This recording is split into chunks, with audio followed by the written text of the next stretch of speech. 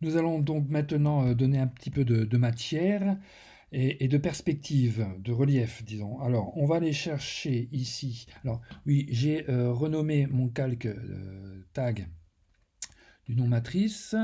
Donc ici, je peux peut-être grand, ouais, parce que j'ai pas beaucoup de calque à réaliser. Et ici, mon dossier par opération que j'ai cadenassé. Voilà.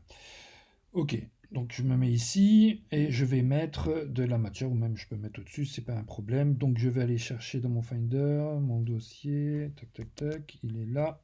Voilà, donc c'est Trambois 2. Voilà, donc on peut aller chercher sur Internet, il va se positionner. Voilà, je le dépose tout simplement. Donc sur Internet, on peut trouver facilement des trames, bois, métallique, béton et ainsi de suite. C'est intéressant d'en avoir en stock. Et je vais ici, voilà, agrandir sur la totalité, entrée, je valide la transformation. Alors je rappelle que j'ai un petit carré ici qui m'indique que c'est une image liée, donc je vais rompre cette liaison en pixelisant le calque. Ok, donc ça on a déjà vu, et ça je vais l'appeler, tiens, je vais l'appeler ombre, non, oui. Alors en fait, j'en ai besoin de deux. Alors je vais tout de suite le dupliquer, et vous allez comprendre pourquoi. Celui-ci, je vais l'appeler tag. Voilà. Donc je vais avoir le tag qui va créer une ombre sur le fond, hein, parce que l'ombre et le fond seront le même calque. Donc je récupère ma sélection.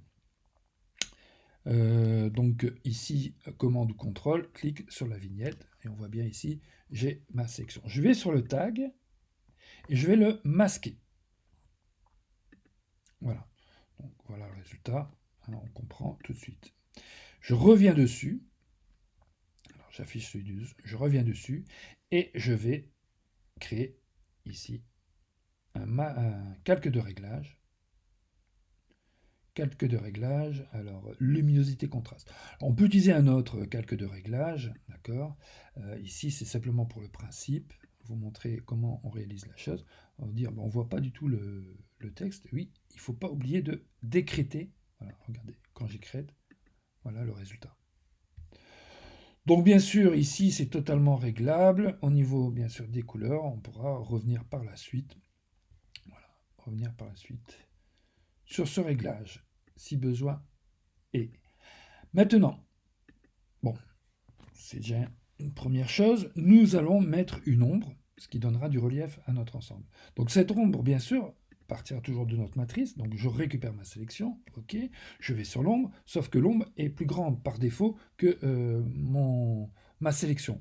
Et en plus, je dois avoir un léger floutage sur les bords. Donc on va retravailler la sélection. Donc ici, vous activez, hein, si ce n'est pas le cas, vous activez l'outil de sélection et on fait sélection masquée. Voilà. Donc moi j'ai fait déjà les réglages ici. Donc qu'est-ce que j'ai changé? Eh bien vous étiez ici avec un contour progressif à 100%, je l'ai mis à 80, voilà. Le contraste, je l'ai mis à 50%, vous l'aviez à 100%. Hein, par rapport à la section précédente. Et le décalage contour, il était aussi à 100%, je l'ai mis à 30%. Donc, voilà, enfin, je ne sais pas combien il était, là ça ne représente pas la totalité. Ok, donc on voit bien, ici, il faut... Oui, ouais, c'est ça. Hein. Donc il faut réduire un petit peu l'empattement quand même, hein, pas qu'il soit trop gros. Ok, je valide. Donc voilà, vous voyez, ma sélection est déborde de mon tag. Alors, toujours en étant sur l'outil de sélection, on va déplacer notre sélection avec le clavier, tout simplement, avec la touche majuscule et les flèches de direction. On va descendre et aller sur la droite. Alors, vous pouvez prendre comme repérage, voilà, le bord ici, supérieur, doit être en dessous ou à l'intérieur du tag, et le bord à gauche doit être à l'intérieur du tag aussi. Voilà, ce qui va donner quelque chose de réaliste. Donc, nous avons repositionné notre sélection. Nous allons maintenant mettre un calque de réglage directement, donc ici, sur le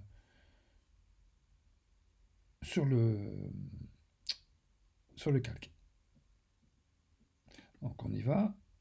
Couleur unie. Donc idem, luminosité contraste. Donc ici, on va descendre, voilà, légèrement en luminosité, vous voyez. Donc le contraste, après vous voyez, donc, le contraste, je ne vais pas trop y toucher, mais surtout la luminosité. Voilà. Donc pas besoin d'écréter. D'accord, enfin qu'on écrète ou pas, ça, le résultat sera le même. Voilà. Donc voilà ici le travail qui est réalisé. Libre à vous de modifier bien sûr les réglages, l'écriture et les réglages d'écriture et surtout la texture. Hein, ici, je l'ai fait sur du bois. On peut s'amuser de faire sur un mur, sur du béton, du métal, et ainsi de suite. Donc voici pour cet exercice assez simple à réaliser, mais le plus important étant de savoir que nous partons d'une écriture manuscrite. Et c'est ça qui est important. Alors voilà. D'accord?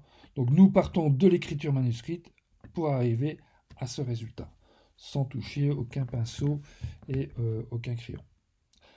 Ok, donc c'est fini pour cet exercice.